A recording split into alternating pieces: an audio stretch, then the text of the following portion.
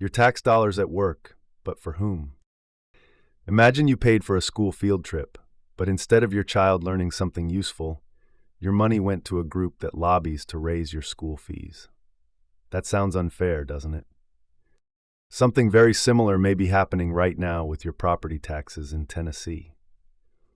A group called the Tennessee Association of Assessing Officers has been receiving money from state and county governments, money that originally came from everyday taxpayers like you.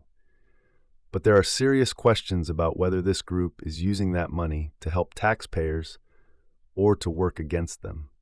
Let's follow the money. 3 main sources send money to the TNAO. First, the state comptroller. The comptroller is a state official in charge of making sure property values are calculated fairly across Tennessee.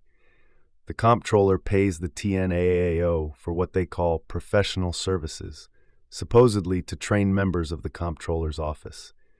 Think of it like the Internal Revenue Service, hiring a firm it audits to teach it what to audit, except nobody is really checking what that company is teaching. Second, CTAS, the County Technical Assistance Service at the University of Tennessee. They're required by law to provide training to elected local officials.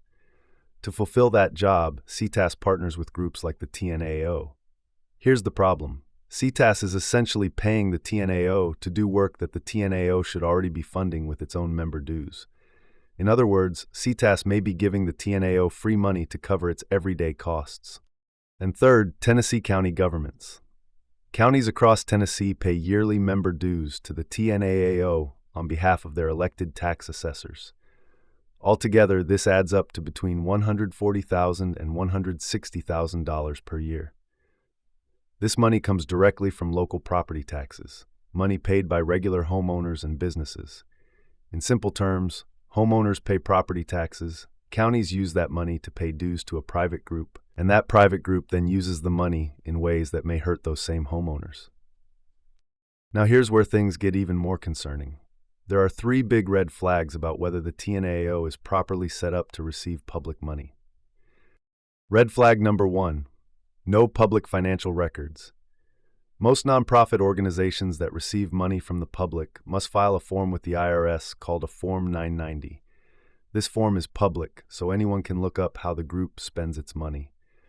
The TNAO does not appear to file this form, which means there's little to no public record of where the money goes. If you donate to a charity and it won't show you the receipts, that's a warning sign. The TNAO is collecting hundreds of thousands of public dollars, but there's almost no paperwork for the public to review. Red flag number 2. Was it ever a for-profit business? There are signs that at one point, the TNAO may have been operating as a for-profit company rather than a nonprofit. If that's true, then taxpayer money that was left over after paying bills may have gone into someone's private pockets, not back into training or services for the public. Red flag number 3. May not be in good legal standing. When a business or organization doesn't file its required yearly paperwork with the state, the Secretary of State can mark it as not in good standing or even dissolved.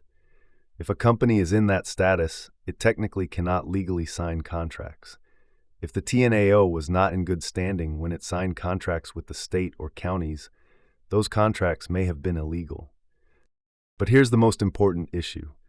A tax assessor's job is to be fair, not to help the government collect more money, and not to help it collect less. Their job is simply to make sure property values are accurate and equal for everyone. But the TNAO has been using taxpayer money to hire a lobbyist to go to the Tennessee General Assembly and fight against laws that would protect taxpayers from big property tax increases.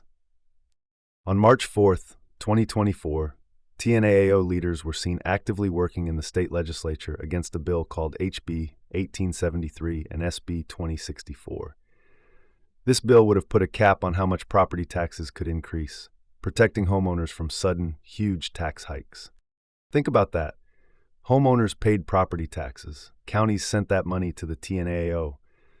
The TNAO paid a lobbyist. The lobbyist fought against a law that would protect those same homeowners from rising property taxes. Taxpayers are literally paying to be lobbied against. Let's break this down simply. The Tennessee comptroller pays the TNAO using state tax dollars for training seminars, but the money goes to a group with no public financial records.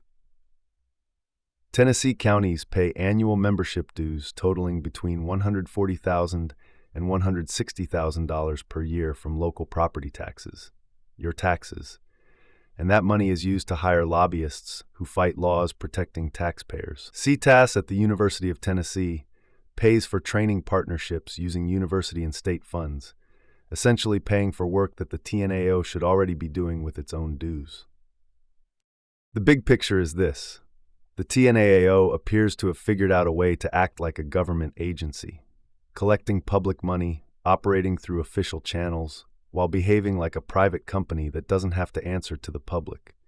It takes the benefits of being connected to the government, like steady funding and official partnerships, while keeping the secrecy of a private group. No public financial reports, questionable legal status. And instead of using that money to make the property tax system fairer for regular people, it has been using it to fight the very laws that would protect those people. In plain English, Tennesseans are being asked to pay a private group with their own property tax dollars to lobby against the very protections they deserve. That's not just a waste of money. It may be a serious violation of public trust and state law. This document was prepared for public awareness and civic education purposes.